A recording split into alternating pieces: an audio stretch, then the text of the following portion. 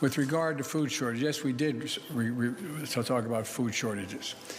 And it's going to be real. Мною принято решение в самое короткое время реализовать комплекс мер по переводу оплаты. Начнем с этого, с нашего природного газа, переводу оплаты нашего природного газа, поставляемого в так называемые недружественные страны, за российские рубли.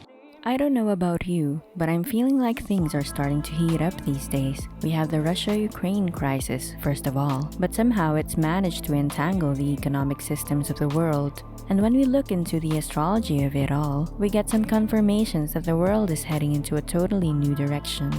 Hello everyone, welcome to Astro Reader PH and thanks for dropping by for some astrology. We start off the week with mental Mercury moving into the fiery sign of Aries. To sum it up, things should feel like they're moving really fast right now. This is a peculiar passage of Mercury because while in Aries, Mercury is both combust and swift in motion. And swift it really is because it will be there barely 2 weeks. As I always say, when a planet is combust, it goes overdrive and its energy goes haywire.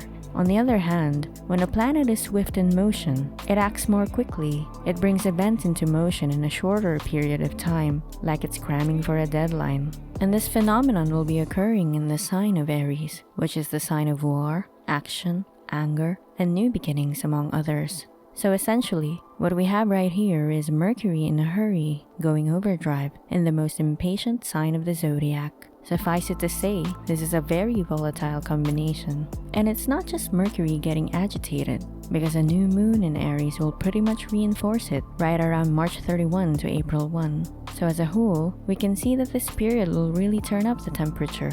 The simplest thing we can expect is arguments. Lots of arguments. People are going to be really direct with words, even provocative. So people are more likely to speak out and confront each other. But if you've been shy or reluctant to speak your mind about some important issue, Mercury in Aries could give you some borrowed courage. We can be fierce when it comes to our opinions now. When it comes to the worldwide conflicts, we can be sure to see some heated exchanges, maybe some threats. We are very likely to see some bold moves as well, maybe a little too bold. As I make this video, I just heard about Russia demanding Europe to pay rubles for its oil. Now, I'm no economist, but this appears to be a major attack against the dollar. And if this plan succeeds, that may be the reason why we would be ushering in an economic reset. Are we seeing the rise of the petro-ruble? More on that later. Anyway, we're also more likely to be impatient when it comes to work, errands, documents, transportation, and other mental tasks. So we could breeze through a lot of those and overlook some details. But at the same time, we can also accomplish a lot, and fast.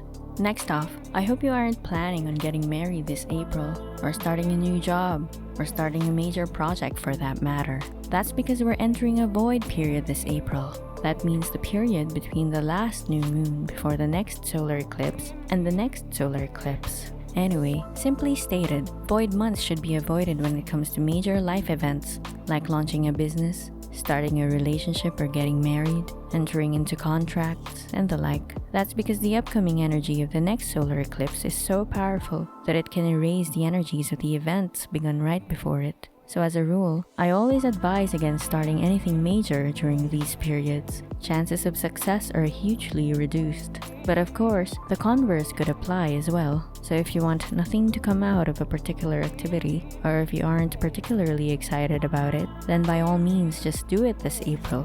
Having said all that, this means that the time before April 1 is perfect when it comes to wrapping up things. Because the last new moon's job is to conclude the effects or events of the last solar eclipse. The last solar eclipse was in Sagittarius in December 2021, so try to look back on things you've begun since then. We're talking about Sagittarius here, so it could have to do with higher studies, beliefs, philosophy, faith and spirituality, dealing with foreigners or foreign countries, ideas, visions, long-term plans, travel, and the like. So if you've been busy with those things, you may find yourself getting ready to move on right about now. Or maybe you're experiencing that culminating energy, like a last push of sorts. So maybe you're on a vacation now, or you've just moved overseas, or you're wrapping up a degree or field of study. Maybe you're finalizing a change in your religion or worldview.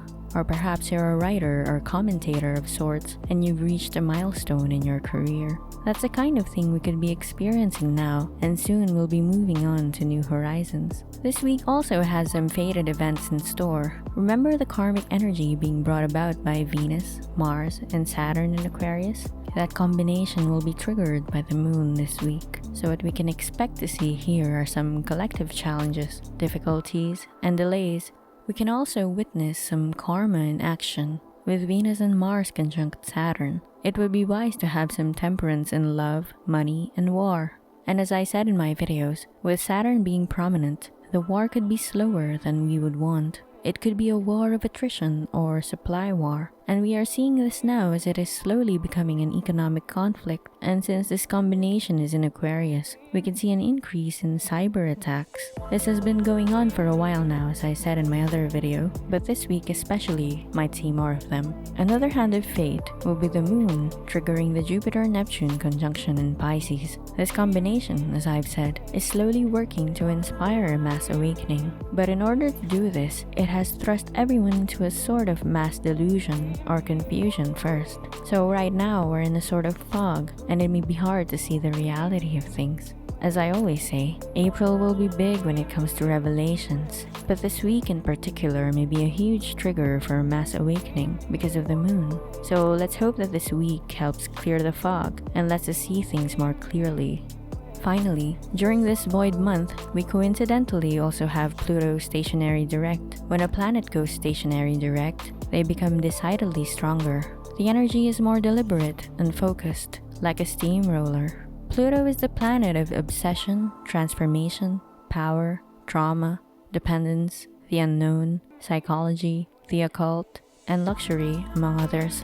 So until Pluto goes retrograde towards the end of the month, we can expect to see a strong tendency towards those things. Pluto is in the material sign of Capricorn, so we could have a lot of material concerns during this month. In particular, our duties and responsibilities could be a burden, but we can also get some rewards and recognition or repercussions if we deserve them. With Capricorn energy strong, traditional or communist states like China and Russia are likely to gain much power during this month. So even if it seems like they aren't doing well in the war, I wouldn't be so sure because the astrology says otherwise. As we discussed in a past video, the USA is currently going through its Pluto return, so this steamroller Pluto this month will pretty much bring huge transformations to the US as well. Biden may have to face a couple of challenges in the weeks to come. With Pluto energy, we could have a strong drive to spend and invest right now.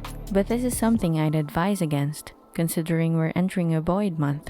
As I often say, we are heading towards an overhaul of the world financial system the closer we get to the solar eclipse in Taurus on April 30. So this huge energy of transformation is ferrying us towards major changes in our economies and monetary systems. Perhaps the current conflicts cause some considerable damage to our economic stability. As we've been discussing in this channel, the price of oil is likely to remain high at least until this April, and with it follows the prices of everything else. As I write this, Biden is on the news speaking about food shortages and how real they can get, so it's better to be safe and prepared. I also believe that with the current transits, digital assets may become quite vulnerable. Money in the bank, crypto, NFTs, stocks, and the like.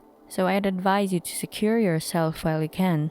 Learn how to cook, maybe. Start saving up. Stock up with some tangible goods like food, cash, gold, land, and that sort of thing. Taurus isn't really a fan of things it can't touch, and Taurus energy will be dominating the world in the months to come. And that's it. Thanks for watching the Astrology of the Week of March 28 to April 3. Please like and subscribe. Thanks. Goodbye.